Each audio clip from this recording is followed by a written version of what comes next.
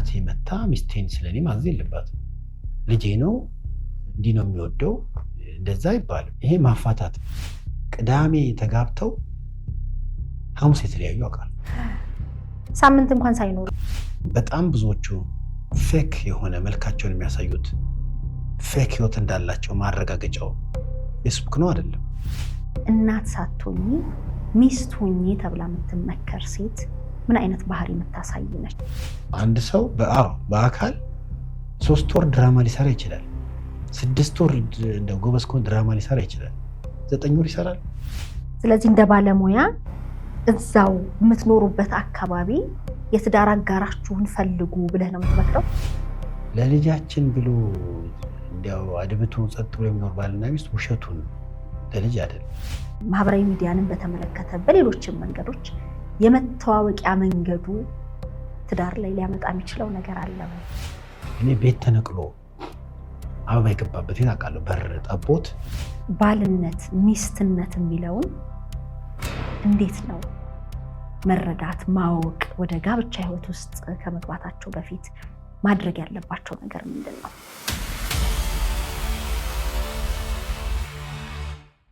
ስለፈቀድክልን ከልብ አመሰግናለሁኝ። በሸገር ኢንፎ ፕላስ ከዚህ ቀደም ቆይታ አድርገን ነበር። ዛሬም ፍቃድ ሆኖ እዚህ ስለተገኘ ከልብ ላመስግን። በደስታ ነው የመጣሁት። እኔም ስለሰጣችሁ እድል እጅግ አድርጌ አመሰግናለሁ። ያው የጋራ ጉዳይ ስለሆነ እውነት ነው። እንግዲህ የትዳር የጋብቻ ሁኔታ አንተ ላለፉት 25 ዓመታት የታመመ ትዳርን በማከም እንግዲህ የሩብ ክፍለ ዘመን በምንለው ትልቅ አበርክቶ ያለህ ባለሙያ ነህ። አሁንም ባሉት ነገሮች በጋብቻ አማካሪነት እየሰራህ ነው። የተለያዩ ፕላትፎርሞችም ላይ ትሳተፋለህና በሸገር ኢንፎ ደግሞ ሚዲያ ላይ ለምናነሳቸው ሙያዊ ሀሳብህንም ስለምትሰጥ ከልብ ነው ማመሰግነው። አመሰግናለሁ በጣም። እኔም በደስታ ነው የምመጣው። የሽምግልና ላይ ያለው ለትዳር ዋስትና ነው ወይ? ለኑሮ ለቀጣዩ ነገር መሰረታዊ ነገር ነው ወይ የሚል ብዙዎች የሚያነሱት ነው። በተለይ ለሽምግልና የሚደረጉ ዝግጅቶች፣ የሚወጠኑ ነገሮች እና ደግሞ ሲከናወኑም የምናያቸው ነገሮች በጣም ከሰርግ ያልተናነሰ በጣም ብዙ ብሮች የሚፈስበት ብዙ ሰዎች የሚሳተፉበት ነው እና ለጋብቻው ለትዳር ህይወቱ ዋስትና ነው ወይ? ይህን እንዴት ትመለከተዋለህ? ልክ ነሽ። በደንብ አስተውለሽዋል። በተለይ በማህበረሰባችን መካከል በተደጋጋሚ የሚደረጉ ጎልተው የሚወጡ ኢሹ የሚሆኑ ጉዳዮች አሉና በአሁኑ ሰዓትም ግራ ከሚያጋቡ ጥያቄ ሊያስነሱ የሚችሉ ከሚባሉ ጉዳዮች አንዱ ነው። እንግዲህ የሽምግልና ስርዓቱ በዚህ ደረጃ ሲያደርጉት እኔ በመጀመሪያ ደረጃ ሽምግልና ምንድን ነው በራሱ ከኛም ካልቸር አኳያ በሃይማኖትም የሚታወቅ ነገር ነው በእርግጥ። ነገር ግን ከካልቸር አኳያ ብትመለከችው ሽማግሌ መላክ ማለት የአንዲትን ሴት በቃ ዲስፕሊን እንዲሆነች በአግባብ ያደገች ሴት እሷን ዝም ብሎ አይወስድም። በእሷ ላይ ኃላፊነት ያላቸው አካላት እንዲፈቅዱ ነው። በጣም ክብር ያለበት አካሄድ ነው እና እኔ እንኳን ሽማግሌ ስልክ የመጀመሪያ ላክን የምንፈልጋችሁ ተባለ፣ ተነገረ።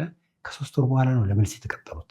እንደገና በአንተ ጋብቻ ማለት ነው። እኔ ሳገባ እንደዛ ሄዱ፣ ቆሙ፣ ለመጣችሁ ተባሉ። ኦፍኮርስ የሆነ መረጃው ይኖራቸዋል። ነገር ግን ትክክለኛውን ጥናት ለማድረግ ፈልገው ከ3 ወር በኋላ ቀጥረው ነው የተደረገው። ምንድነው እኔም ስልክ ወልደው አሳድገዋታል። በሴት ልጅ ህይወት በተለይ እናትና አባቷ እኩል ኃላፊነት የሚኖርባቸው፣ በተለይ ግን የአባቷ ፈቃድ ትልቅ ቦታ አለው። ምክንያቱም ወንድ ከሆነው አባት ወንድ ወደ ሆነው ባል ነው ትሄደው። ስለዚህ ማን ነው ባሏ ተብሎ የሴት ልጁን ቫሊዩ አባት በጣም ያውቃል። ሌላው እንዳሳልፈው ሊሰጣት ስለሆነ ያን ጊዜ ዋስትና ባለው መልኩ የሚቀበል የሚስተናገድ መሆኑ አውቆ ነው የሚፈቅደው። ካልቸሩም ያው ነው። አንደኛ ቤተሰብንም ማክበር ነው ይሄን በተመለከተ። ሁለተኛ ለህይወቷን ማስተማማኝ ሰው መሆኑን ከማን ጋር እንደምትጋባ ማወቅ ነው። ለማን ነው መሰጣት? ልጄን ለማን ነው መሰጣት ተብሎ ተቀባዩ ማን እንደሆነ መታወቅ አለበት። ስለዚህ በዋነኛነት ጋብቻውን ያተኮረ ነው ሽምግልናው። በጋብቻው ህይወት ላይ ስላላት ህይወት እንዲያውም እኮ ይላሉ እንግዲህ አደራ ብለን ሰጥተናቸዋል። እኔ ለሽማግሌዎቹ እንደዛ ተብለዋል። ልጄን አደራ ብለው አባቴና ሽማግሌ ሊሄዱ 4 ነበሩ። ልመና ሁሉ የሰጡ የፈቀዱ ቀን እንደዛ አድርገዋል። እና የእኔ ቤተሰብ አደራ ነው ከኔ ኃላፊነትን ባለፈ በማህበረሰባችን መካከል ያለው ያ ጥሩ ካልቸር ነው። ለምሳሌ የምስራች የሚለው ቀርተዋል። እሱም ቢኖር ጥሩ ነበር። የአንዲትን ሴት የአንድን ወንድ በንጽህና አድርጎ ወደ ጋብቻ መምጣቱ ለቤተሰብ ማሳወቂያ ነው፣ ለቤተሰብም ክብር ነው። የምስራች የሚባለው በጋብቻው ማግስት የሚደረገው ሽምግልናው እሱ ቀርቷል። በተለያየ መልኩ የቀረባቸው አካሄዶችን አስታውሳለሁ። በእኔ ጊዜ ግን ነበር እሱ የምስራች ተልኳል። ኦፍኮርስ ነበር በእኔ ጊዜም። ግን ሽምግልናው ግን ለጋብቻው ህይወት ከጤነኛ ሰው ጋር መገናኘቷ ማሳያና ቤተሰቡን ማክበሪያ ነው። አሁን ግን የተሽ ከሆነ ህይወታችን ይሄ ቨርቹዋል የሆነውን ዓለም በሶሻል ሚዲያ ያለውን ዓለም ነው ምንኖረው እና ለዛ ግብዓት የሚሆን ነው። በአጠቃላይ ወሬ ይሆናል፣ ርዕስ ይሆናል። የሚገርምሽ በእንደዛ መልኩ እንኳን ሄደው ጋብቻቸው የሰመረ ስንቶች ናቸው። እንደዛ ያርቁ አይደለም፣ ግን ማህበረሰብሽን ኮንሲደር ማድረግ መቻል አለብሽ። አይተሽ ከሆነ ደግሞ የአንዳንዶች የሁሉም ላይሆን ይችላል። በእንደዛ አይነት ሽምግልና ሄዱና ይመጣል ሽማግሌ ላኪው ይመጣና በዛ ይወስዳታል።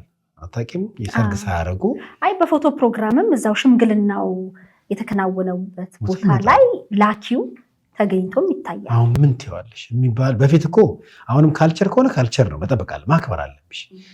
ከዚህኛው ቤት ያለው ምግብ በአገልግል ተደርጎ ይላክለታል እንጂ እሱም አይመጣ። አሁን ራሱ ነው የሚመጣው እዛው ጨፍሮ። በፊት እኮ ከቅልቅል በኋላ ተተያየ አይደል? መልስ ቅልቅል ብቻ የትኛው ካልቸር እንደሆነ አታውቂም። እንደገና ደግሞ የሚወጣውም ወጪ በጣም ከባድ ወጪ ነው ለአበባ። እኔ አበባ የሚሸጥ ቤተሰብ አለኝ እና በዛ ጉዳይ ሲናገሩ ሰማ የወንዶቹ ሁኔታ በተለያየ መልኩ የሚደረገውን ነገር ዋጋቸውን ስትመለከች ከባድ ነው። እና እኔ ቤት ተነቅሎ አበባ የገባበት ቤት አውቃለሁ። በር ጠቦት የአበባው ማስገቢያው የቤቱ በር ጠቦ ተነቅሎ አበባ የገባበት እንትን አውቃለሁ። እነዚህ ነገሮች ስትማኝ በጣም ትኩረት የተሰጠው ለጋብቻው አይደለም። እነዚህ ነገሮች ጋብቻውን ያማከሉ እስካልሆኑ ጊዜ ድረስ በኋላ ለጸጸት እንደገና ደግሞ ለጥል የሚዳርጉ ነገሮች ናቸው እና እየታየ ያለው የሽምግልናው ስርዓት እኔ እንዲያው የሰው ብዛት፣ የድግሱ አይነት፣ የሚደረጉ ድርጊቶች ከዛ ደግሞ ከተወሰነ በኋላ ቆይተው የጋብቻው አለመጽናት ሊሆን ይችላል። ሽምግልና የላከው ሰው እዛው ሴቷ ቤት መገኘቱ ሊሆን ይችላል። እነዚህ ሁሉ በየትኛው መለኪያ በእኛ ካልቸር ከሆነ ልክ አይደለም።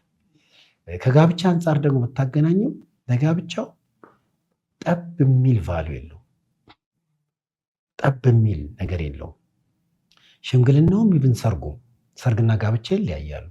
ሰርግ አንድ ወንድና አንድ ሴት ኦፊሻሊ በጓደኛና ቤተሰብ መካከል መጋባታቸውን ደስታቸውን መግለጫ ማሳያ ነው።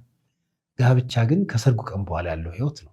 ስለዚህ የሰርጉ ድምቀት በብዙ እንትን መሆኑ፣ አስደሳችነቱ፣ ምግቡ ጥሩ መሆኑ፣ ዝግጅቶቹ፣ ዲኮሩ፣ የሚዜው ከማግስቱ ከተጋቡ ማግስት ጀምሮ የጋብቻው ሲጀምር ለዛ የሚያደርገው ምንም ፋይዳ የለውም። ሽምግልናው ለዛ ነው በአሁኑ ሰዓት እና ጋብቻውን ኮንሲደር ግን ቢያደርጉ ገንዘባቸውን እንኳን ለጋብቻው ማዋልም ይችላሉ። አለኝ ችግር የለም ካሉም ደግሞ የገንዘብ ችግር የለብኝም ደግሞ የሚሉ ከሆነ ቢያንስ የሚደረገው ነገር ለሽምግልና የዛል ከተዘጋጁ ለጋብቻው ምን ያህል ተዘጋጅተዋል። ለጋብቻ የተዘጋጀ ሰው ይማራል ጋብቻው እንዴት መኖር እንዳለበት፣ ባልነትን፣ ሚስትነትን፣ ጋብቻን፣ ኃላፊነቶቻቸውን፣ ገንዘብ እንዴት እንደሚያስተዳድሩ፣ ልጅ ስለመውለድ ከዘመድ ጋር እንዴት እንደሚገናኙ። አሁን እነዚህ ሰዎች ጋብቻውን አስበውበታል ማለት ነው እና ይሄ ዝም ብሎ ዝግጅት ብቻ ይሆንና የአንድ ቀን ደስታ ይበላል፣ ይጠጣል። ታዋቂ ሰው ነው፣ አርቲስት ነው፣ ነጋዴ ነው ተብሎ ይሄዳል። የዛን ያህል ጋብቻ የዛን ያህል እንትን አይፈልግም። እኔ እንደዛ ነው የማየው። በሰርግ ስነስርዓቶች ላይ እንግዲህ ከዚህ ቀደም አላቅማቸው ተበድረው ሰርጋቸውን ደግሰው የጋብቻ ህይወታቸውን መኖር ሲጀምሩ ዕዳ መክፈል ይሆንና የኑሮን ጣዕም ያጣሉ እየተባለ ብዙ ጊዜ ሲነሳ እንሰማለን። አሁን ደግሞ ከሰርጉም በፊት የሽምግልናው ግርግር በራሱ የሚሸፍነው ነገር ብዙ ነው። የሰውም ትኩረት በትክክል ደግሞ ለጋብቻው ያለው አስተዋጽኦ ምንድን ነው የሚለው እንግዲህ ምንም ጠብ አያደርግም እያልከን ነው። እና እንደ ባለሙያ ባልነት ሚስትነት የሚለውን እንዴት ነው መረዳት ማወቅ፣ ወደ ጋብቻ ህይወት ውስጥ ከመግባታቸው በፊት ማድረግ ያለባቸው ነገር ምንድን ነው? የሚገርምሽ የአብዛኛው ትኩረት የሚደረጉ ነገሮች በተለይ በእንደዚህ አይነት ጉዳይ የሚደረጉ ነገሮች ሁሌ ጋብቻውን ያማከሉ ሊሆኑ ይገባል።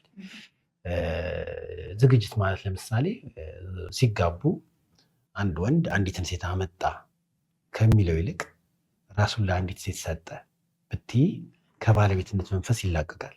የሌላው መሆን ይችላል ማለት ነው። ሴቷም እንደዛው ራሷን ለአንድ ወንድ ሰጠች። ስለዚህ ሁለቱም በራሳቸው ላይ የባለቤትነት ስሜት ሳይሰማቸው፣ በአማርኛም እኮ ባለቤቴ የምንለው ለዛ ነው። ሚስቴ ቆማ ባለቤቴ ናት ብል እኔነት የሷ ነው እያልኩኝ ነው። በዛ አይነት አንደኛው ለሌላኛው በሚያደርግ ህይወት ውስጥ እንደገቡ በማሰብ ሀሳባቸው፣ እንቅስቃሴያቸው፣ ድርጊታቸው ሁሉ ጋብቻውን ያማከለ፣ ጋብቻው ማለት ግንኙነቱ የአብሮነቱን ህይወት ያማከለ ይሆናል ማለት ነው። ለእሱ የተዘጋጁ ሰዎች ገንዘብ እንዴት ላስተዳድር፣ ልጅ መቼ ልንውለድ፣ ልጅ ሲወለድ ኃላፊነቶቻችን እንዴት እንወጣ፣ በዕለት ተዕለት የባል የሚስት ኃላፊነት ምንድን ነው፣ ተግባራቸው ምንድን ነው፣ የኮሚኒኬሽን ስኪላችን እንዴት እናዳብር፣ ስንጋጭ ግጭትን እንዴት እንፍታ፣ እነዚህ የልጅ ኃላፊነት የቤት ኃላፊነት አለ። የባል ፍላጎት ምንድን ነው፣ የሚስት ምንድን ነው፣ በወንድነት በሴትነት ያለን እውቀት ተኮር ይሆናል ማለት ነው። እና ግንኙነቱ ጤናማ እንዲሆን አንደኛ ራሱን አሳልፎ ሰጥቷል። ሁለተኛ ከዛ ሰው ጋር እንዴት መኖር እንዳለበት ታውቋል። በጋብቻ ህይወት ግንኙነቱም ዓላማ አለው፣ አኗኗሩም ስርዓት አለው። ዓላማ በሌለው ግንኙነትና ስርዓት በሌለው አኗኗር ሰው ላይ ቅጥ ይችላል። ለምሳሌ በጣም ብዙ ሰዎች በስከዛሬ ባለኝ በሙያም ካየኋቸው ሁለት ንጹህ ደግ ጤነኛ ሰዎች እምነታቸው የሚጠብቁ የሆኑና ግን እንዴት መኖር እንዳለባቸው ያውቁ እንዴት መኖር እንዳለባቸው ስለማያውቁ ጋብቻው ይበላሻል ማለት ነው። አሁን ቅድም እንኳን ባነሳሽው እነዚህ ሰዎች ለሽምግልናው የተሰጠው ትጋት ምን ይለበስ፣ ምን ይገዛ፣ ምን ይደረግ፣ ስንት ይውጣ ተብሎ የዛን ያህል ተለፍቶ ጊዜን፣ ጉልበትን፣ ገንዘብ ኢንቨስት እንዳደረጉበት ሁሉ ከዚህ ከማገባው ሰው ጋር ከማገባት ሴት ጋር እለት ዕለት ጤናማ የሚያደርገኝን የግንኙነት ስርዓት እንዴት ላርግ ብለው አያስቡም። ይሄ በነገራችን የተለመደ ነው። አንድ ጊዜ የዛሬ ረጅም ዓመት ነው፣ ምናልባት 8-10 ዓመት ሊሆን ይችላል፣ በሚሊኒየም አዳራሽ የተዘጋጀ አንድ ፕሮግራም ነበረ። ያ ፕሮግራም በሰርግ ዙሪያ የሚሰሩ ሰዎችን እንዲያስተዋውቅ የተደረገ ዝግጅት ነው እና ካሜራማን፣ ፎቶግራፈሮች፣ ቬሎ አከራዮች፣ ልብስ ሰፊዎች፣ የሚሞሽሩ የውበት እንትኖች፣ ምን ልበል መኪና አከራዮች፣ እነዛ ሁሉ በሚሊኒየም አዳራሽ ውስጥ በኃይለኛ ማስታወቂያ ተደርጎ ሲደረግ አስታውሳለሁ። እና አዘጋጆቹን አፈላልጌ ጠራሁና እነዚህ ሁሉ ሰዎችን ጠርታቸዋል በሰርግ ዙሪያ ተሰብስበው ስራ እንዲሰሩ። ነገር ግን ይሄ ሁሉ እኮ ነገር ጋብቻን ለመመስረት ነው። አትሊስት አንድ እንኳን ሰው ጋብቻን ያማከለ ሰዎች በዚህ መልኩ ተጋብተው ጋብቻ በዚህ መልክ ሊኖሩ በሚል ጋብቻን ያማከለ እውቀትና እይታን የሚሰጥን ነገር አልጋበዛችሁም፣ አልሰጣችሁም፣ ቦታም አላረጋችሁም፣ ማስታወቂያም አልሰራችሁም። ምን ፋይዳ ያለው? ይሄ ሁሉ ለመጋባት ከሆነ ጋብቻ ውስጥ ከገቡስ በኋላ ምን ያርጉ? መቼም ሁሌ አይደግሱ፣ ሁሌ ፎቶ አይነሱ ብዬ ያቀረብኩበት ሙቀሳ ሰው አሁን ከዛ አይለይም። በአብዛኛው እነዚህ ስርዓቶቹ ላይ ያተኩሩናል እንጂ የጋብቻ ህይወቴ እንዴት አንድ ላርግ ብሎ አስቦ አይዘጋጅም። ተመሳሳይ ሸራተን ሆቴልም ተዘጋጅቶ ነበርና ሁሉም የተሰባሰቡበት ሙሽሮችን ለመጋባት የወጠኑትን ድካም ለማቅለል ሁሉንም በአንድ ቦታ እንዲያገኙ በማሰብም ነው። ግን እንደተባለው ደግሞ ረጅሙን መንገዳቸው ህይወታቸው አብሮነትን ባማከለ መልኩ ግን እዛም ፕሮግራም ላይ የተጋበዘ አላየሁም። እኔ ይታይሻል። ሁሉም አንድ ቦታ ማለት ፎቶ ምናምን ሜካፕ፣ ፎቶ፣ ቬሎ በቃ አሁን ያጥሮሽ ገቡ። ከዛስ ዋናው እኮ ህይወት እሱ ነው። ሰርግ አንድ ሰው የትላንትና ህይወቱን መዝጊያው ነው። በቃ ጋብቻ ግን የትላንትና ህይወቱን ከዘጋበት ቀን ጀምሮ የጋራ ህይወቱን የሚጀምርበት ነው እና ረጅሙ የእድሜው ኢቭን የማያውቀው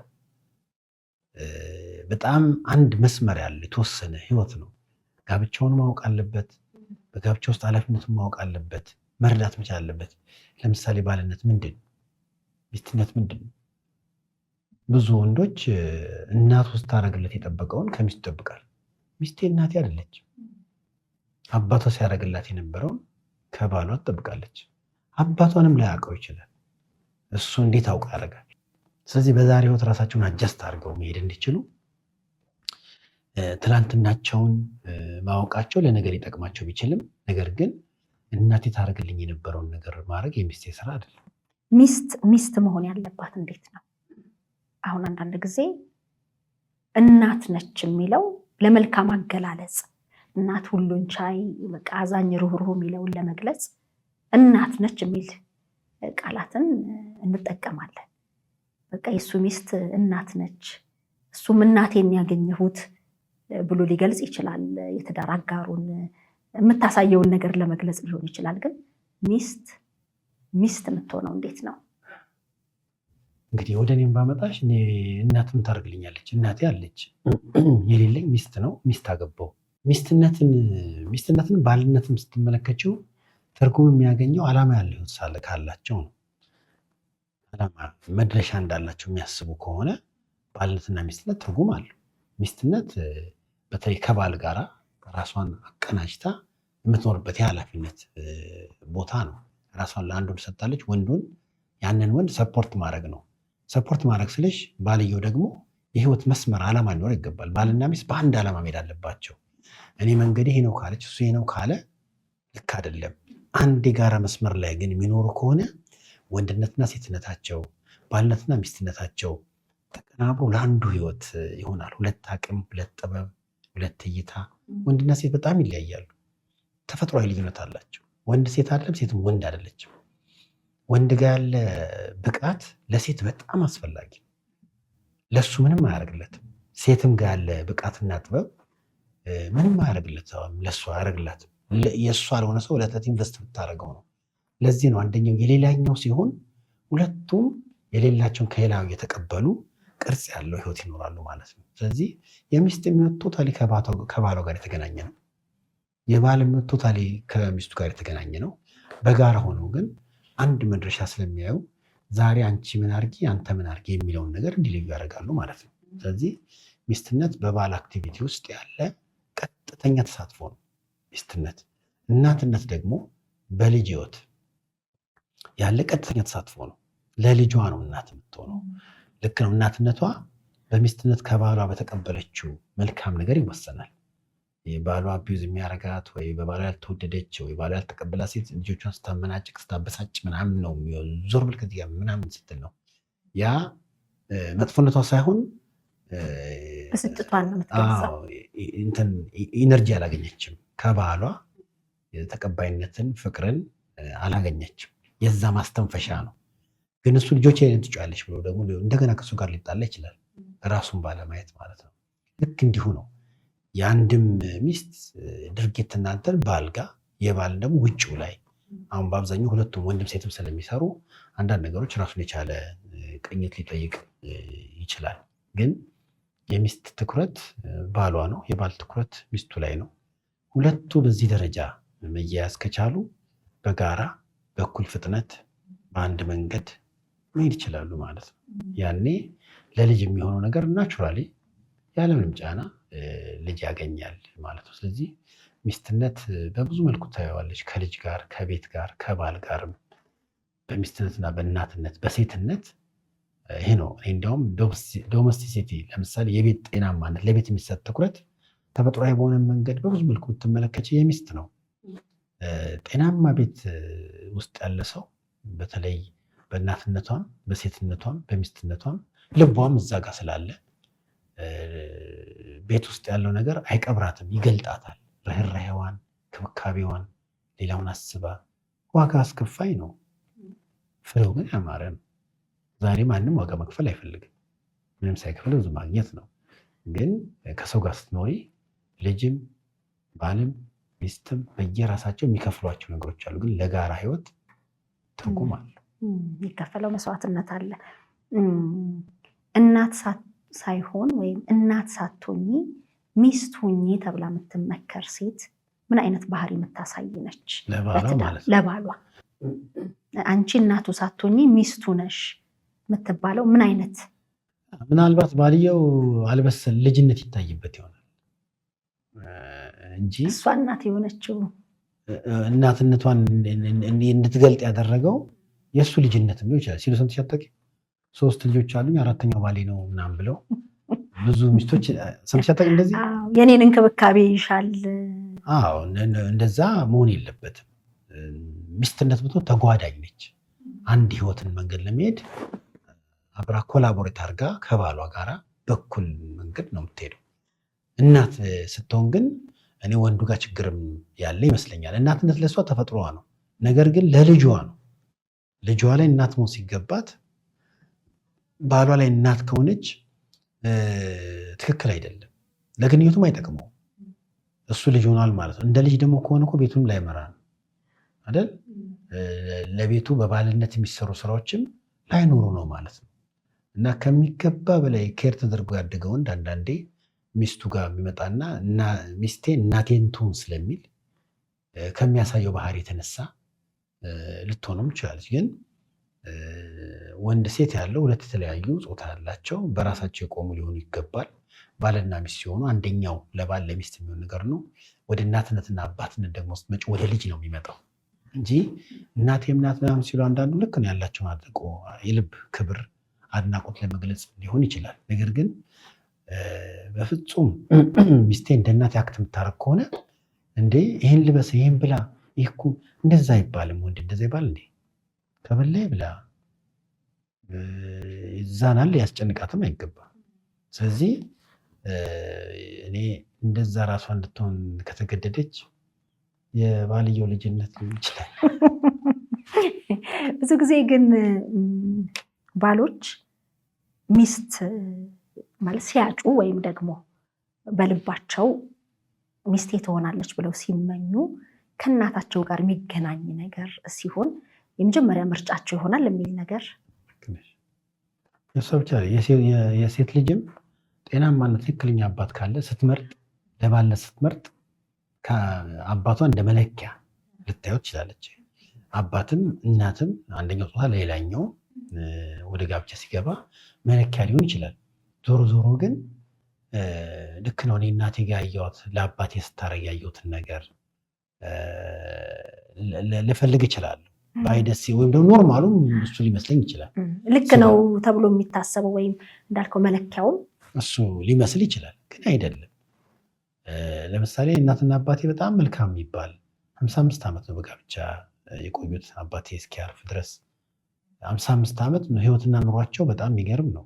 ግን ሚስቴን እናቴ የምታደርገውን ለአባቴ የምታደርገው ነገር አድርጌ እንዳላት ብዙ ነገር የስራ ህይወቷ ሊሆን ይችላል፣ ውለዋ ሊሆን ይችላል፣ እውቀቷ ሊሆን ይችላል፣ ያደገችበት ቤት ካልቸር ሊሆን ይችላል። ያ ሁሉ ይለያል። ምናልባት በሚስትነት ኮመን የሚያደርጋቸው ነገሮች አሉ። ለባሏ፣ ለቤቷ፣ ለልጇ በምታደርገው ነገር የሚስትነትን ሚና የምትወጣበት ነገር ሊሆን እሱ ሁሉንም ሴት የሚያመሳስል ነገር ሊሆን ይችላል በኃላፊነት ደረጃ።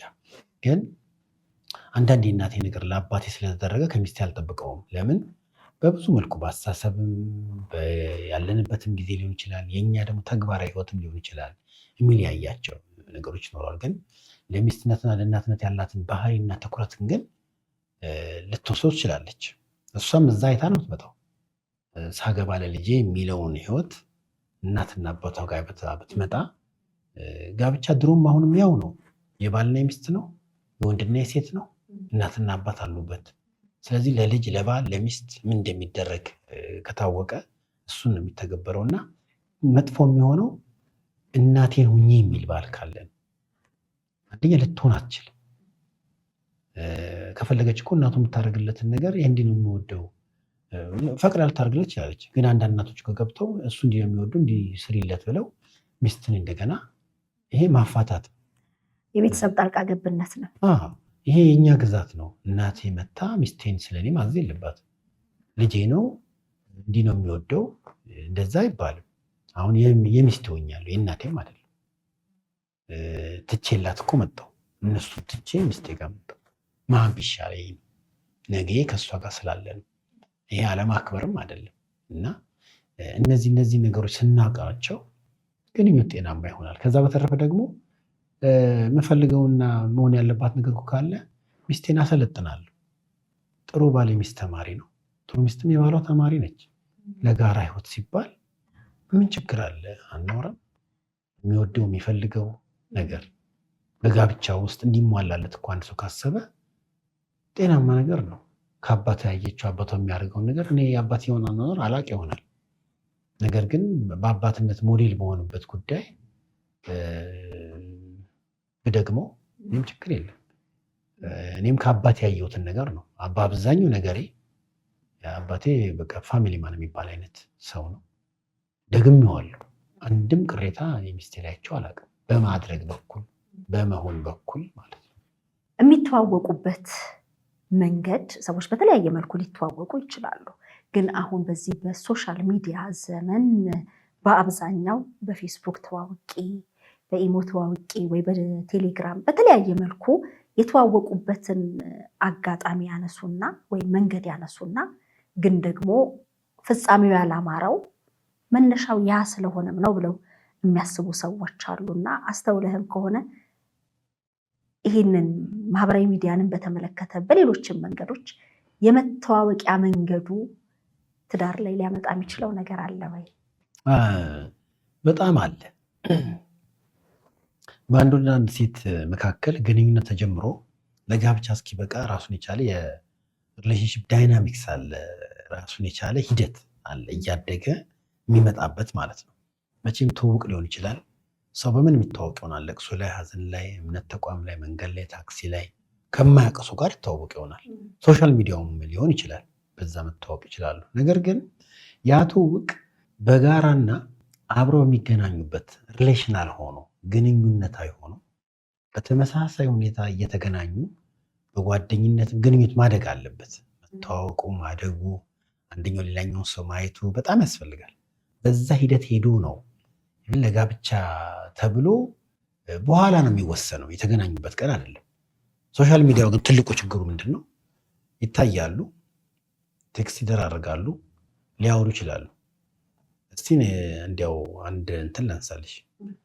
እንዲያውም በጣም ብዙዎቹ ፌክ የሆነ መልካቸውን የሚያሳዩት ፌክ ህይወት እንዳላቸው ማረጋገጫው ፌስቡክ ነው አይደለም? ለፌስቡክ ለሶሻል ሚዲያ የሚለጥፉት ፎቶና የሆኑት ይለያያል። እኔ በዚህ ብዙ ታሪኮችን አውቃለሁ። በብዙ መልኩ ሲተዋወቁ ነች ብሎ የሚያስበው ወይም ነው ብላ የምታስበው መልክና እውነታው ይለያያል። እዛ ሶሻል ሚዲያ ላይ የሚቀመጠው መሆን የፈለገችውን ሊሆን ይችላል፣ ወይ እሱ መሆን የሚያስበውን ሊሆን ይችላል። ሲገናኙ ግን በሆነው ነው የሚገናኙት፣ በሆነችው ነው የሚገናኙት። ያን ጊዜ የፈጠሩት ግምት፣ እይታ፣ ሀሳብና ሲታይ እዛ ጋር ሲወርድ በጣም የሚለያይ ነው። አንደኛ ፌስቡክ የሚያሳይሽ ፊትሽን ራሱ የፊት ነው። ቴክስት ይደራረጉ ይችላሉ። ከፊት ጋር ለምሰው የሚጋባው ፊት የምንተዋወቅበት የምንተያይበት ሊሆን ይችላል። የምንኖረው ግን ከህይወት ጋር ነው፣ ከባህሪ ጋር ነው፣ ከብስለት ጋር ነው፣ ከመንፈሳዊ እሴት ጋር ነው። የህይወት ፕራዮሪቲን ከማውቀው አኳያ ነው። አንድን ሰው በየዕለት በሚኖረው ህይወት ላይ ካላየሽው ማን እንደሆነ ታውቂዋለሽ እንዴ? ይመስገን መልኩን አይደለም፣ ይመስገን ስሙ አይደለም፣ ይመስገን ማን ነው የሚለውን የሚወስነው ከባህሪው ጀምሮ የዕለት ተዕለት ህይወቱን ስታይ ነው። ይመስገን እንዲህ አይነት ሰው የሚባለው ወንድ መሆኔ፣ ጠይም መሆኔ፣ ቀጭን መሆኔ፣ መውፍራም መሆኔ ምናምን ብቻ አይደለም። ፌስቡክም እንደዛ ነው። በእንደዛ ተገናኝተው ጨርሰው እኔ ብዙ ኬዞችን ገጥሞኛል። በዚህ ምክንያት የፈረሰ በእንደዚህ ሁኔታ ተዋውቀው ከውጭ መጣች። ከዛ አገኘዋቸው። በአካል ታይታችሁ ታውቃላችሁ? አናውቅም አሉ። የማታውቁ ከሆነ ከውጭ ከመጣቸው እዚህ ከምትጋቡ 3 ወር ቢያንስ አብራችሁ ኑበት፣ ከዛ ለሚቀጥለው ተጋቡ። ሌላ እንዲህ 3 ወር ትኬት ተቃጥሎ ህይወት ከሚቃጠል ትኬት አይቃጠልም። እና ቅዳሜ ተጋብተው ሐሙስ የተለያዩ አውቃለሁ። ሳምንት እንኳን ሳይኖር ሳምንት የለውም እድሜው። አሁን ይህ ምንድን ነው? በጣም በእርግጠኝነት እንግዲህ በሀሳብ በምኞት በፍላጎት እንትን ሲባሉ 4 ቀን የሚያኖር ትውውቅ የላቸው። ስለዚህ በምናብ የሚሳለው ነገር ከእውነታው ጋር ይጋጫል። ከህይወቱ ጋር አይገናኝም። ከውበት ጋር፣ ከቁንጅና ጋር፣ ከስሜት ጋር አይደለም። ወርደሽ የዕለት ተዕለት የጋብቻ ኃላፊነትም አለ። እንግዲህ ሳምንት መቆየት አልቻለም። በዚህ መልኩ የተወሰነ ይቻቃል በሶሻል ሚዲያ ተዋውቀው ከዛ በኋላ ግን ጊዜ ወሰዱ። በአካል እዚሁ ያሉ ናቸው። ወዳጅነትን አዳብረው ከ1 ዓመት ከ6 ወር በላይ በወዳጅነትን በቅርበት ነው። አሁን ያ ጥሩ ነው። መተዋወቅ ሶሻል ሚዲያ ቢሆንም ከሶሻል ሚዲያ በኋላ በአካል ተገናኝቶ ማየትና መታየት ከተቻለ ኢንፎርምድ የሆነ ዲሲሽን ይኖራል። አውቋት ላግባት ይላል፣ እሷም ማውቃሽ እንጋባ ትላለች። ለምን? ህይወቱን ምን እንደሚሰራ፣ የኑሮ ደረጃውን፣ እሴቶቹን፣ ባህሪውን በግጭት ጊዜ ሁሉን አይተዋል። መቼም ሰው የሆነ ምታ የምታወቀው ከተዋወቀ በኋላ ዋንቷን ያለውን ሪሌሽንሽፕ ሲያዳብረው ለነገ የሚሆን ሰው የምትሆን ሰው እንደሆነች ዋስትና ሲያገኙ ወደዚያ ይገባሉ። ሶሻል ሚዲያ ግን በራሱ ተዋውቅተው 6 ወር ነበር ቴክስት እንደራረግ የነበረው። ካልመጣ አልኩት ለመታየት ለሳምንት መጣ። ለሳምንት ድራማ አልሰራም እንዴ?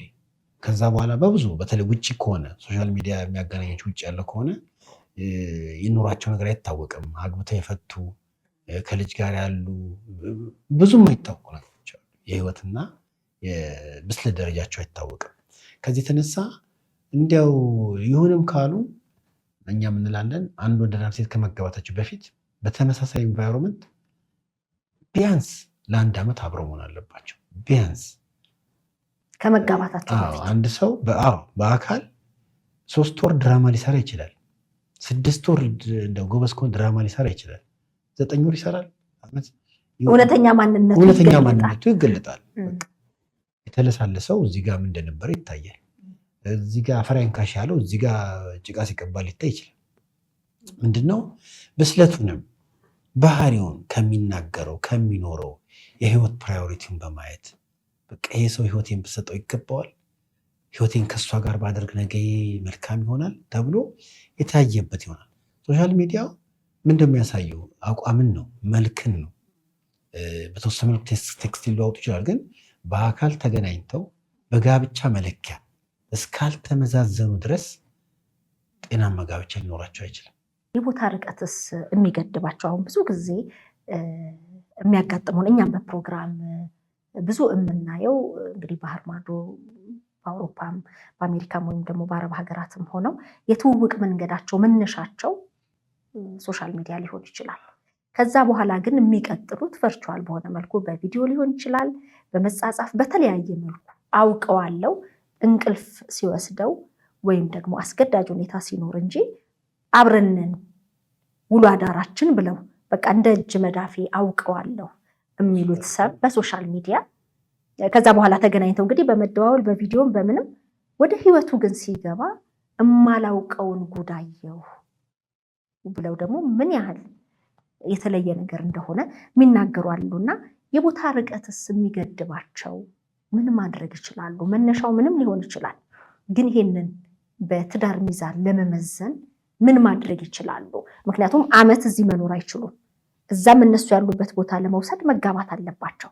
የራሱ የሆነ ፕሮሰስ አለውና ምንድን ነው የሚገርምሽ እንዲያው ከግንኙነቱ ባሻገር ከውጭ መጥተው በተለይ አውሮፓ፣ አሜሪካ ምናምን ሆኖ እዚህ ሊያገቡ ሲያስቡ አምነውም አይመጡም። እኔ እንጃ ቀድሞ ትውውቅ ካላቸውና የሆነ መሰረታዊ ግንኙነቱ መሰረት ያለው ትውውቅ ካለው እንጂ እዚህም ያለው ከድህነት የተነሳ ሄዶ የኑሮም እንትን ነው ሚንስ ማድረግ መሻገሪያ ማድረግ ነው የሚፈልገው። ሄደው ይፋታሉ። ብዙዎቹ የጠፉ እኔ የማውቃቸው ራሱ የጠፉ ብዙ አውቃለሁ። ሄደው ተጋብተው ፕሮሰሱ አልቆ የሌሉ ማለት ነው። እነዛም ያስባሉ መተህ እንዲህ ልታረገኝ ነው ብለው መወጣጫ አድርገው እዛ ይገቡና ይህን ሲጀምር ጀምሮ ከጥርጣሬ ነው የሚጀምረው፣ ከእውቀት አይደለም። በአካላዊ ግንኙነት እኮ ስትገናኝ እኔ ከሚስት ጋር የተገናኙበትን አጋጣሚ አውቃለሁ። ነገሮች የተጀመረበትን ጊዜ አውቃለሁ። የሂደቶቹ መጋጠምን አስባለሁ። ወደ ጋብቻ የሚሄድ ነገር ነው ብዬ ራሴን ስጠይቅ አስባለሁ። ሆኖ ሲሆን ሲጠየቅ ሲኬድ እውነት ሲሆን እነዚህ ሁሉ ሂደቶች የግንኙነቱ ታሪክ ለቀጣይ ህይወት በጣም ትርጉም አላቸው። እነዚህኞቹ ግን በዛ ላይ አብረው መኖር ሳይችሉ በፍጹም እንዲጋቡ እንኳን ቢስማሙ አንዳንዶቹ ይመጡና 2 ወር መጥተው አግብተዋቸው ይሄዳሉ። የሚገርምሽ 8-9 ዓመት ሴት የተቀመጠው ሰው አውቃለሁ እየጠበቁ። ለምን? በሁለቱ ፈቃድ አይደለም። የኢሚግሬሽን ህግ ደግሞ አብሮ ለመኖር በዚህ የተነሳ የዛሉ ሰዎች አውቃለሁ። ግንኙነታቸው የተቋረጠ 9 ዓመት ቆይተው የተቋረጠ ሰው አውቃለሁ። ምን እዚህ የለም ወይ ነው የሚፈልገው? ጋብቻ ነው ወይ? ጋብቻ ከተፈለገ ጋብቻን ትክክለኛ የሆኑ ሰዎች ካለሽበት ቦታ ማድረግ ይቻላል። ስለዚህ እንደ ባለሙያ እዛው የምትኖሩበት አካባቢ የትዳር አጋራችሁን ፈልጉ ብለህ ነው የምትመክረው? በደንብ ነው የምለው። በተለይ ውጭ ካለ ሰው ሲሉ እኔ አልከለክልም። እይታ ስጠኝ ግን ካሉኝ እነግራቸዋለሁ። ስጠይቃቸው ትተዋውቁ ነበር? አይ በዚህ የተዋወቅ ነው በፌስቡክ ነው የተዋወቅ ነው ምናምን ካሉ ምንም በቃ በአካል ተገናኝታችሁ እስካያችሁ ድረስ አታውቁትም። ጥሩም ሰው እኮ ሊሆን ይችላል ግን አይታወቅም። መጥፎም ሰው ሊሆን ይችላል ግን አይታወቅም። በአብሮ መኖር ውስጥ የሚገለጡ ነገሮች ብዙ ይኖራሉ። እንደ ባል እንደ ሚስት ከዚህ ሰው ጋር መኖር እችላለሁ ወይ ተባብለው ማወቅ የሚችሉት የጋራ የሚኖሩበት መድረክ ሲያገኙ ነው። አለዛ ሚስቴ በምን ታውቀኛለች? በምን እሺ ትለኛለች? መልኬ ነው እሺ የሚያሰኘው? ወሬ ነው የሌለኝን አለኝ ልል ይችላል። ስንቶቹ በውሸት እንዲህ ያለኝ እንዲህ ነው የምኖረው ተብለው ያልሆኑ የሉ? ማሪ ዘንባል የሚባሉ ብዙ አሉ። ኦፍኮርስ እንደገና የእህቶቼ ልጆች ናቸው ይዘሽልኝ ነይ ብለው የራሳቸውን ልጅ ወሰዱ አሉ። በዚህ ምክንያት ቤት የሚፈርስባቸው አሉ። በግልጽ ሳይናገሩ ያው ልጄ ነው ብለው ሳይናገሩ በይ። ታዲያ ሁሉ ስታይ እውነት ጋብቻ የሚፈልግ ሰው ራሱን ለጋብቻ ካዘጋጀ ሚስቱ ወይም ባል ያጣል። ጋብቻን ከሆነ የሚፈልገው አብሮ እኮ ማደግ ይችላል። እንዲህ ግን በደል የደረሰባት አሁን እኛም ሀሽታግ ምን ተሻለኝ በተሰኘ የቅዳሜ ምሽት የቀጥታ ስርጭት ውይይታችን በጣም ብዙ ታሪኮች ወደኛ ፊት ለፊት ወጥተው ለመናገር የሚኖሩበት አካባቢ ላይ ይሄ ታሪክ እንዲወጣ የማይፈልጉ ግን ደግሞ የመፍትሄ ሀሳብ የሚሹ ሰዎች የሚልኩትና የምንወያይበት ነውና ልጆቹን የእህቴ ልጆች ናቸው ብሎ ሚስትም የልጆቹ እናትም በዚህ ነገር ተባባሪ ሆና ተቀብላ እሱም ከሄደ በኋላ እሷም የእህቱ ልጆች ብላ በደንብ ድጋፍ እያደረገች በመጨረሻ ላይ ግን ልጆቹን ለመውሰድ ጥረት ሲያደርግ ደርሳበት ምን ተሻለኝ ብላ ነበረ። እንዲህ አይነት ጉዳት የደረሰባት ሴት ወይም በጋብቻቸው እንዲህ አይነት ነገር ውስጥ የገቡ ጋብቻቸው ይታከማል? ትዳራቸው ይድናል? በመጀመሪያ ደረጃ እንደዚህ አይነት ጉዳቱ ሲገቡ የዛኛውን ሰው አታላይነት፣ አጭበርባሪነት፣ ውሸታምነት በጣም ቢያደርጉ ለህመማቸው ተመጣጣኝ እንትን የሚሰጣቸው ሊመስላቸው ይችላል። ግን አይደለም። የፈለገ ይሁን የእነሱን ክፍተት ነው እዛ ጣጣ ውስጥ የከታቸው። ለተፈጠረው ነገር የራሳቸውን ኃላፊነት መውሰድ መቻል አለባቸው። ባለማወቅ ኤሎጂ ውስጥ የገባሁት ያለ ሰው እኮ አለማወቅ በራሱ እኮ ጥፋት ነው። ለአገባ ያሰብኩትን ሰው እንዴት ነው የማላውቀው? መረጃ መሰብሰብ ይሁን ማወቅ ይሁን የርቀት ግንኙነት መሆኑ ራሱ ከስጋትና ከጥያቄ ከጥርጣሬ ነው የሚያስጀምረው። ከምትናገረው ወይ ከሚናገረው ባለፈ እንደ መሰለል ጀርባው መጠናት ወይም ጀርባዋ መጠናት አለበት። አንደኛ በሚያውቀው ሰው መረጃ ማግኘትን በራሱ ችግር የለም። ግን እኔን ሚስቴ የምታምኝ በምንድን ነው? በምላት ነው እንዴ? ለምለው ነገር እኮ ዋጋ የሚሰጠው ህይወቴ ነው፣ ያለኛ ኗኗር ነው። ስራ ቦታ የምንተዋወቅ ከሆነ ከመገባታችን በፊት በስራ ህይወት ውስጥ ያለኝን ታማኝነት፣ አጭበርባሪነት፣ ትጋት፣ ስንፍና ማየቱ ይቀራል። አሁንም ቀድሞ ለጋብቻ ዘውሎ ከመግባት ውስጥ ሊተዋወቁበት የሚችለው መድረክ ነበረ ወይ? ሊተዋወቁበት የሚችለው መድረክ ከሌለ እሱ በሚለው እሱ በሚናገረው አንዳንዱ ሃይማኖተኛ መስሎ፣ አንዳንዱ ቸር ለጋስ ለሰው ራሪ መስሎ ነጣቂ እኮ ነው። መንፈሳዊ ሃይማኖተኛ መስሎ እምነትን አያውቅ። ምናልባት እንትን እያላት ነው እሷ እኔ ሃይማኖትን የሚጠበቅ ሰው ወዳለው ምናምን ስትለው ሰምተዋል በቴክስት የሆነ ቀን። ከዛ ቴክስት ስታደርግ አይ ቅዳሴ ሄዳለው ምናምን ሊል ይችላል፣ እንደዚህ ሊል ይችላል። ያ ነገር አሁን ደስ አይልም። በቃ ይህ ሰው እግዚአብሔርን የሚፈራ ሰው ነው በጣም ተብሎ ለህይወቷ ጋራንቲ ማለት ዋስትና ቢያንስ አምላኩን ይፈራል ግን እሱ በምንድን የሚታወቀው? በምንድን ነው እኔ አምላክ እንደምፈራ የምታውቂው? ካላየሽ በምንድን ነው የሚታወቀው? በንግግሬ? እንዴት? ሲጀመር ማንንም ማመን አያስፈልግም። ለምን አምና እኔንስ ሰው ለምን ያምነኛል? ለምን ያምነኛል? ይህኝና መጀመሪያ ይመን ዝም ብዬ ሄጄ እስቲ ይሆናል ብር አምጣ የዛሬ ሳምንት እሰጥሃለሁ ሰው ብል የፈለገ ይሁን ስሜን ይወቀው ለምን ይሰጠኛል? ከገንዘብ ጋር ያለኝን ህይወት ያውቃል? እንደዚህ አይነት ልማድ ይኑርብኝ አጭበርበሬ ብዙ ሰው ስጄስ ቢሆን ለገንዘብ ትረስት እስካላረገኝ በገንዘብ ሊገናኘኝ አይገባም። ለጋብቻም ትረስት የሚባለውን ነገር ደቨሎፕ ካላደርግና የህይወት እሴቶቻችን ተገጣጣሚ መሆናቸውን በተግባር ካልታየ መሆን የለበትም። እኔ አሁን በእንደዚህ ጉዳይ ላይ አንዳንዶቹ እንደዚህ ውጭ ይሄዳሉ፣ እድሜ ይሄዳል፣ ከዛ ማግባት ይፈለጋል። የህይወት ቅደም ተከተል ተዛብቶባቸው ግን የእጅ 5 ዓመት ሄጄ ስራ ይዤ ሰርቼ ገንዘብ ባመጣ ብትለኝ አንዲት ሴት ይሄ እድሜሽን ከምትሰሪበት ብታገቢበት ጥሩ ነው ላት ይችላል። ግን ትክክለኛ ባል ብታገኝ፣ ለትክክለኛ ባል ለማግኘት ደግሞ ትክክለኛ ሚስት መሆን፣ ለሚስትነት ራሷን ካዘጋጀች እኔ ባልና ሚስት አልጠፋም። አለመተማመናችን በጣም ስለገዘፈ ሊያረጋግጥ ሊያሳምን የሚችል ህይወትን በጓደኝነት፣ በእምነት ተቋም፣ በስራ፣ በትምህርት ብናሳይ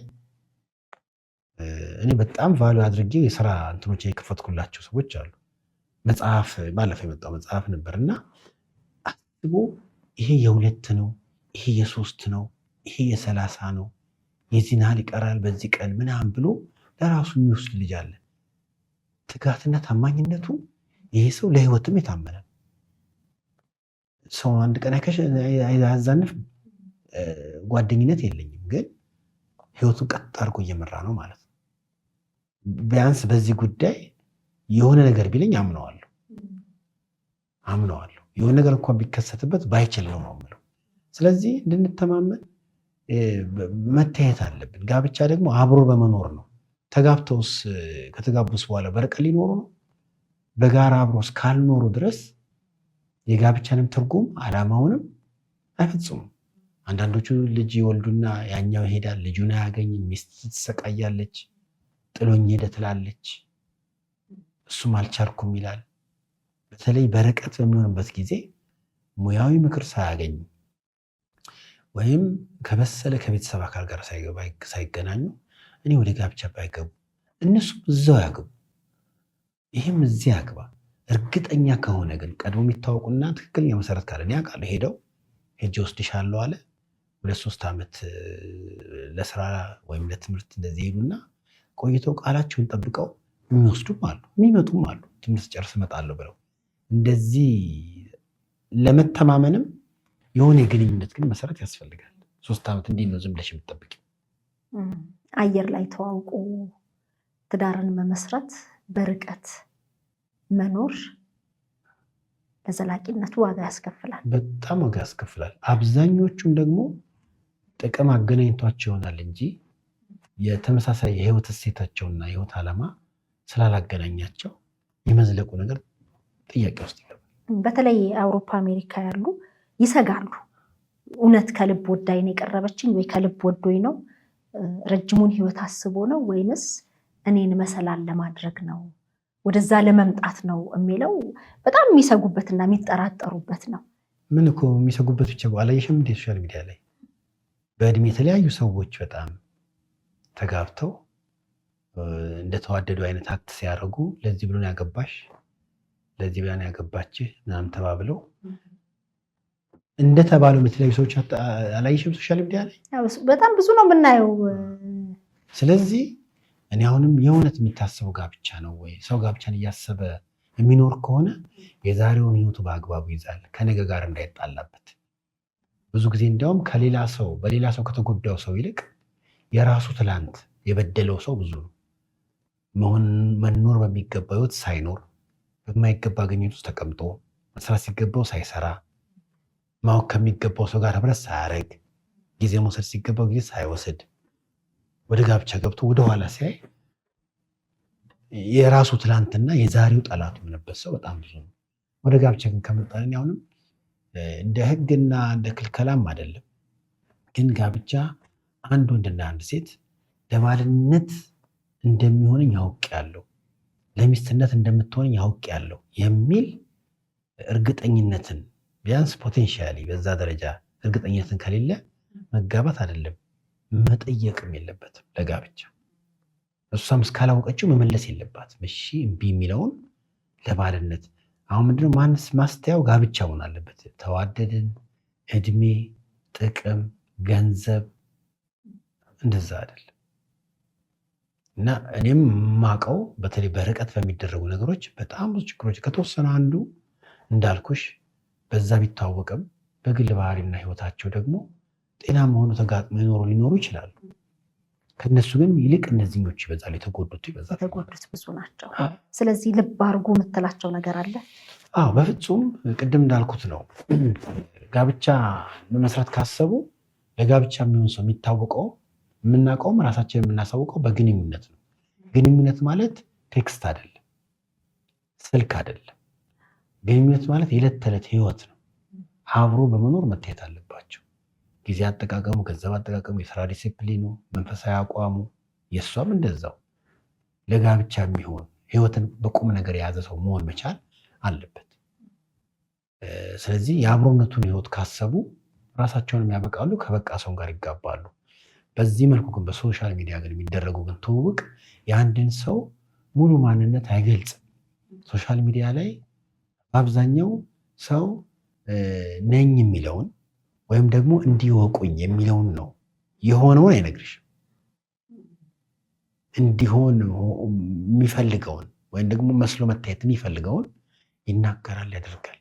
ግን በተጨባጭ ህይወቱ ግን እንደዛ ተጨባጭ ህይወቱ እንደሚታወቀው አብረሽ በመሆን አሁን ብዙ ነገር ቨርቹዋል ስለሆነ ፍሬንድ ቨርቹዋል ነው፣ ፎሎወር ቨርቹዋል ነው። አንድ ሰው እኮ ከዛ ውስጥ በየቀን ያለሽበትን ህይወት ላያውቅ ይችላል፣ ደግሞ ማያውቅ። ወደ ጋብቻ ግን ሲመጣ የአንድ ሰውና የአንድ ወንድና የአንዲት ሴት ግንኙነት ነው። አትሊስት እነሱ መገናኘት የለባቸው። እሱ ቨርቹዋል መሆን አለበት፣ በአካል መሆን አለበት። በአካል ደግሞ ለመሆን እነዚህ አይነት ዋስትናዎችን ልንይዝ ይገባል ማለት ነው። እኔ ልንጋባ ስንል መነገር ባለበት ነገር ሁላስ አንደኛ ውጭ መኖር አልፈልግም። ያንተ አቋም ነው? ድሮም ውጭ ሄጄ መኖር አልፈልግም። አሁን ራሱ እሄዳለሁ፣ ትራቭል አደርጋለሁ እስክመለስ። መሬት ተከፋፍላችሁ የምትጠብቁኝ መስሎኝ ይሆን አላውቅም፣ ግን ውጭ የመኖር አጀንዳ የለኝም። እና እንግዲህ በትውውቃችን ጊዜ እኔ ይህን ነገር ጠይቄያለሁ። ውጭ የመኖር ፍላጎት አለሽ? እኔ ስለሌለኝ አንዱ ካለው መለየታችን አይቀርም። በፍጹም የለኝም። አርቀህ ነው ያሰብከው? የዛን ጊዜ እንደዛ ነው፣ እንደዛ አስቤ ነው ያገባሁት እና በዚህ ጋር ተስማምተናል። ሌላ የሚገርምሽ ደግሞ አንድ የስራ አይነት ነው። እሷን በአካል እኔንም የማታገኝበት ከልጆቼም ጋር የማትገናኝበት የስራ አይነት ነው እና እዛ ስራ ውስጥ አልተጋባንም። ግን ይህን ስራ መስራት እፈልጋለሁ ስትለኝ በአካል እንደማላገኛት በቃ እኔም አውቀዋለሁ፣ እሷም ነገርኳት። ለልጆችም ለቤተሰብ እንደዚህ አትገኝም። በአካል አብረን የማንሆንበት ህይወት ውስጥ በጋብቻ መኖር ስቃይ ነው። እንደምን ተስማምቶበት እንዲያውም ጥሩ እድል ነው ብሎ ሊገባበት ይችል ይሆናል። እኔ ግን የህይወቴን መስመር ሳየው ጋብቻ እንደዛ ጥሩ ቢሆን የሚል መረዳት አለኝ። ከዛ ያው የሚገርምሽ አሁንም አብሬ መኖር አቋማችን ስለነበረ በቃ ተወቹ ያን እዛ ስራ ውስጥ መግባት። በዛው ልክ እኔም ከእሷ ጋር አብሬ ለመሆን የተውኳቸው ነገሮች አሉ። ግንኙነቱን ቫሊዩ ስላደረግን እንደዚህ ከሆነ የነገ ህይወታችን ጥያቄ ውስጥ ይገባል በምንልባቸው ነገሮች መተው የሚገባኝ ትቻለሁ። መተው የሚገባኝ አሁን 27 ዓመት አብረን እና ቀላል ዝም ብሎም የተገባ አይደለም። ግን ባንገናኝስ ህብረት የምናደርግበት አብረን የምኖርበት እድል ከሌለ ግን መፋታታችን አይቀርም። የሀሳብ የስሜት ልዩነቶች ሲመጡ መጨረሻው መለያየት ነው ኦፍኮርስ። ምክንያቱም ማንኛውም ፍቺ በአንድ ቀን አይወለድም፣ የሂደት ውጤት ነው ፍቺ። አንድ ባልና ሚስት መጀመሪያ በሀሳብ ነው የሚፋቱት። ሀሳባቸው መጣበቅ መዋሃድ ያቅተዋል። በተደጋጋሚ ሀሳብ ሲለያይ ቀጥሎ የስሜት መለየትን ይፈጥራል። አንደኛው ከአንደኛው ጋር ያለው አታችመንት፣ የሀሳብ ልዩነቱ፣ መገፋፋቱ፣ መከራከሩ፣ አለመቀባበሉ ስሜትንም ይለያል። ዲታች ያደርጋሉ። አንዱ በአንዱ ስሜት፣ አንዱ በአንዱ ሁኔታ ምንም ሌላኛውን ላይፈልገውም ይችላል። ቢገኝም እንደ ግዑዝ ሊተያይ ይችላል።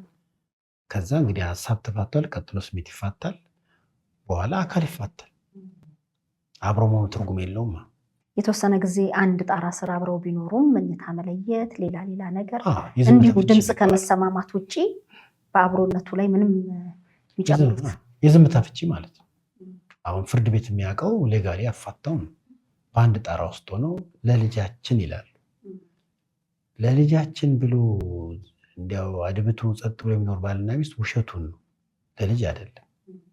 ለልጅ ያለ ራሱን ክዶ የራሱን ሰልፊሽ ኢንትረስት ጥሎ ከሚስቱ ጋር ከባሏ ጋር ለመሆን ይተጋሉ።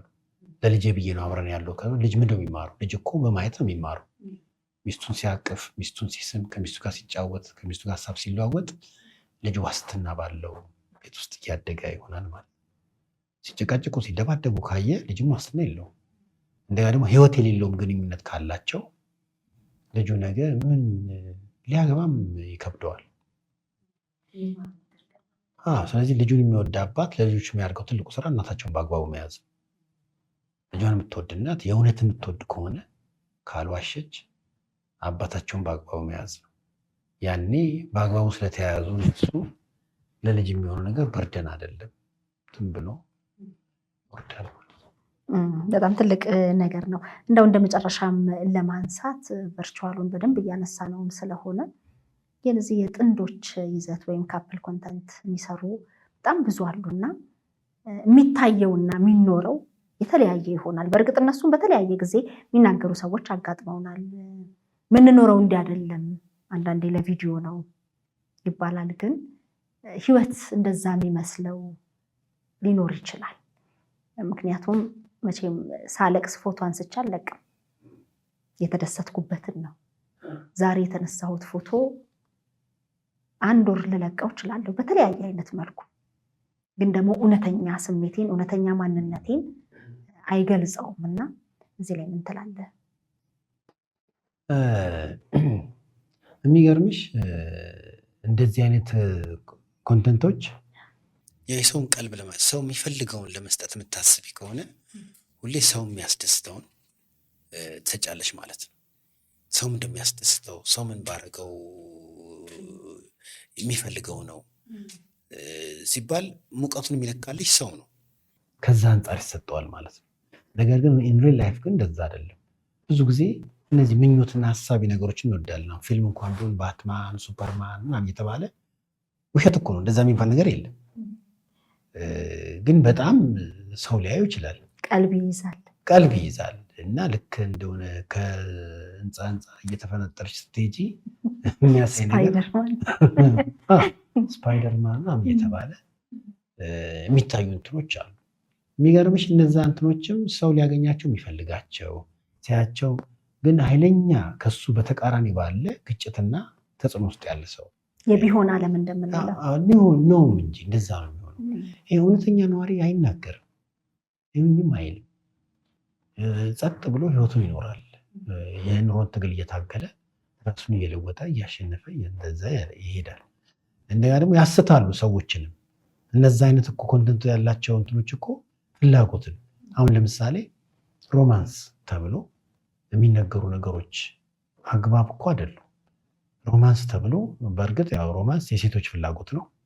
ወንዱን ዕዳ ውስጥ ነው የሚከተው። እንዴት ማለት ነው? የትላንት የበርዝዴውን ዕዳ ሳይከፍል የአኒቨርሰሪ ይመጣል። ሰርፕራይዝ ማድረግ አለበት።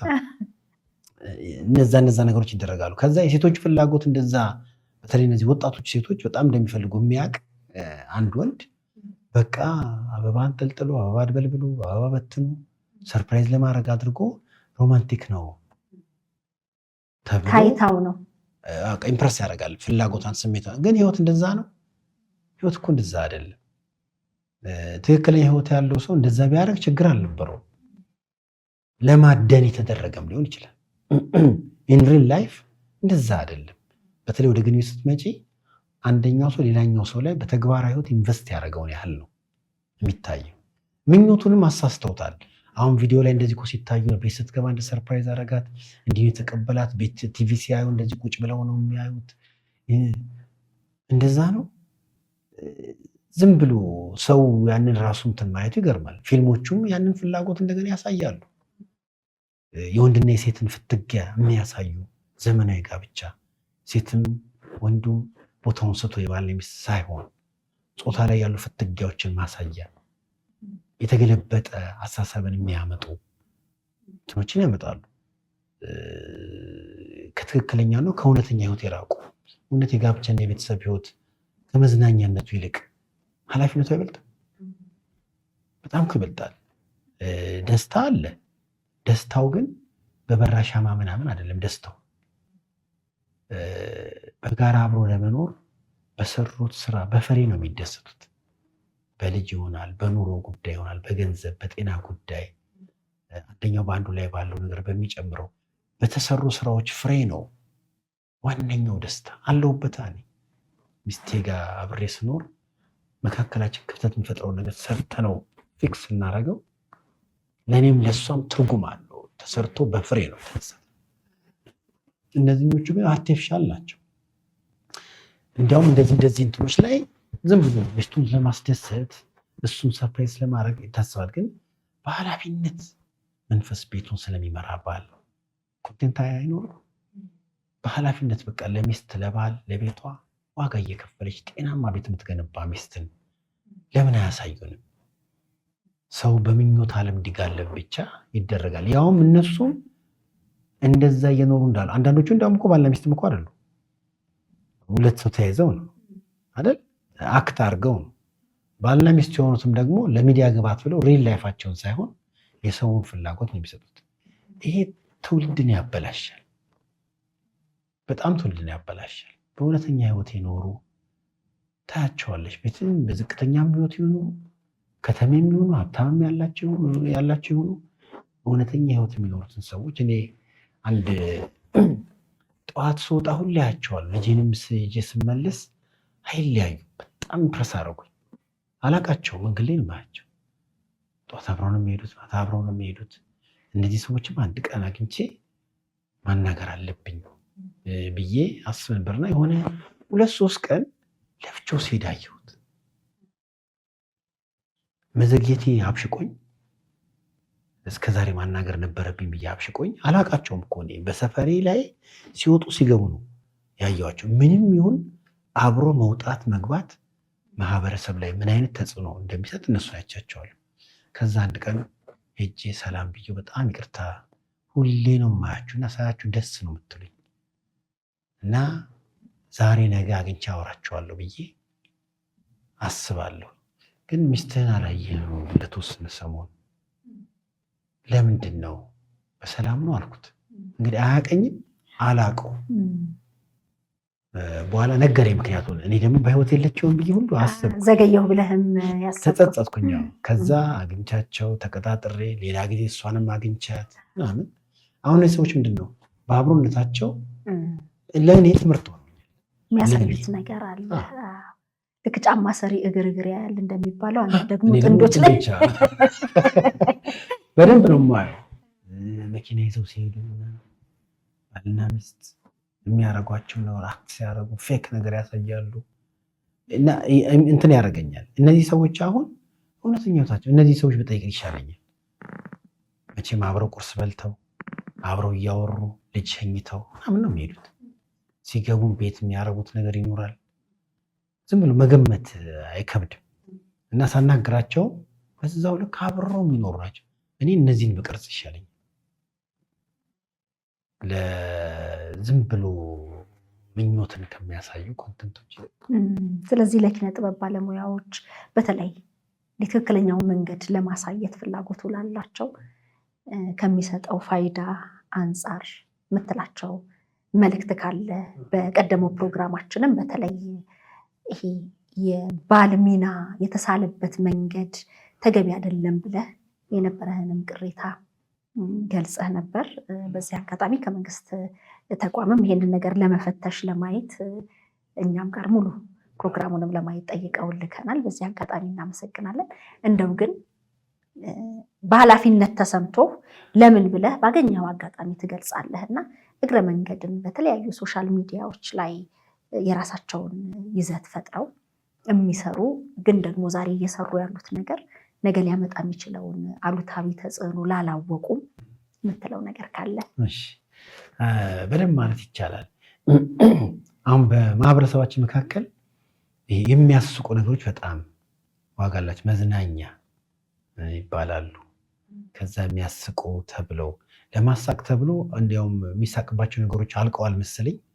ከማህበራዊ እሴቶቻችን ጋር የሚጋጩ ንግግሮች፣ የሚጋጩ አኗኗሮች በጣም አሳፋሪ በሆኑ ለነገሩ ያላይም አንዳንዴ በአንድም በሌላም ሰው በሽቆ ይልክልኛል።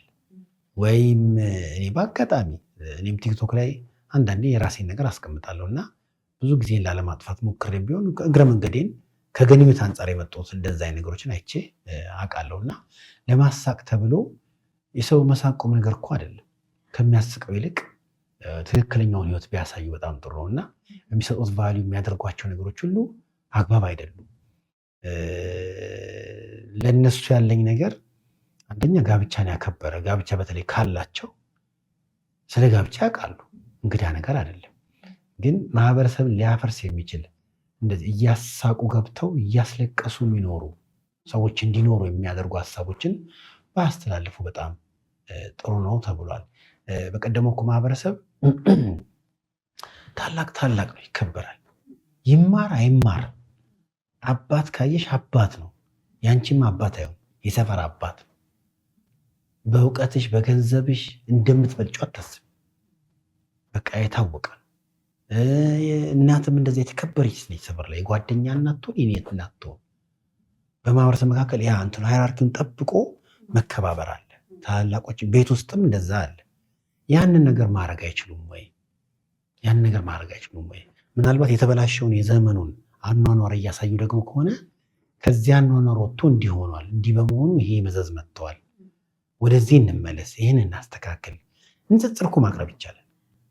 ለንጽጽሩ ደግሞ ይሄ ጤናማውን ነገር እኛ ሙያችንም ስለሆነ እገዛም ማድረግ እንችላለን እና የሚሰሩት ስራ ማን ይስቃል ከሚል ይልቅ ትውልድ ይገነባሉ ወይ፣ ማንን ደስ ያሰኛል ከሚል ይልቅ የትኛውን ማህበረሰብ ቀና ያደርጋል፣ ድሃውን ነው፣ ብር ኖሮት የሚጋጨውን ነው፣ እንደገና ደግሞ በፍቅር ስም እያታለለ እህቶቻችንን የሚበድለውን ነው። ለነዛ መልስ የሚሰጥ ነገር ቢሰራ ጥሩ ነው ብዬ አስባለሁ። ለዚህም ደግሞ ማህበረሰቡም በሳቅና በጨዋታ ባይተባበር ጥሩ ነው። ተቀባይ ስላለ ነው። እነሱን እናጠፋቸው እኛው ነን። እኔ እነግርሻለሁ እንግዲህ ከዚህም በፊት በፍጹም መታየት የሌለባቸው ሀገር አፍራሽ ተከታታይ እንትኖች በስፖንሰር በቪው ብዙ ያላቸው ግን ማህበራዊ ጠቀሜታቸው ዜሮ የሆነ እኛ ሀገር በቁም ነገር የሚተላለፉ ነገሮች ለምን ይደር ገበያው የሚደራላቸው። ከዚያ የተነሳ ይሄ አንተ ቁም ነገር ታበዛለህ ምናምን ይሉኛል። እኔ እንኳን ልናገር እንጂ ሁሉም ፎጋሪ ሆኖ ይሆናል። እውነተኛው ህይወት በፉገራ አይሆንም። ቢያንስ እኮ የተወሰነው እውነተኛውን ነገር ማስቀመጥ አለ። ጋብቻን ባልና ሚስት ሲዝናኑ ከማሳይ እኔ ባልና ሚስት ኃላፊነታቸውን ሲወጡ ባሳይ ይሻላል። መዝናናቱ ክፋት የለውም። ምን ጥያቄ ያለው? ግን ኃላፊነትሽ ካልተወጣሽ መዝናናቱ ልክ የጥል ቦታ ነው የሚሆነው። ኃላፊነት እኮ ሲወጡ ነው ቤቱ ሰላም ነው። ስለዚህ እንደ ቤተሰብ መደሰት ይችላሉ፣ ወጥተው መደሰት ይችላሉ፣ ለብቻቸው መዝናናት ይችላሉ፣ ቤት ውስጥ ይስቃሉ። ህዝብ እያሳኩኝ ከሚስቴ ጋር ማልስቅ ከሆነ እኔ ባለኛው እንደ ቤተሰብ እንስቃለን። ከልጅ ጋር ሚስት ባል ባለበት አገር እያሳቀን ቤት እየተሳቀብን ነው የምንኖረው እና በጣም መታሰብ አለበት። ትልቅ መልእክት ነው። በጣም ነው የማመሰግነው። እሺ፣ አመሰግናለሁ። ከይመስገን ሞላ ጋር ያደረግነው ቆይታ ይህን ይመስላል። እንግዲህ በሌሎች ጉዳዮችን መለስ ብለን ደግሞ በሌላ ጊዜ ደግመን እንደምንገናኝ ተስፋ አድርጋለሁ። በሚገባ አመሰግናለሁ ሰጣችሁ። እግዚአብሔር ያክብርልን። ትክክለኛና ተአማኒ የሆኑ መረጃዎችን ወደ እናንተ ወደ ውድ የሸገር ኢንፎ ሚዲያ ተከታታዮች የምናቀርብበት ቻናላችን ሸገር ኢንፎ ነው። ታዲያ ሸገር ኢንፎን ሰብስክራይብ አድርገዋል? ቤተሰብ ይሁኑን። ለአብሮነታችሁ ከልብ እናመሰግናለን። ላይክ፣ ሼር በማድረግም ለሌሎች ያጋሩ። ሸገር ኢንፎ ሚዲያ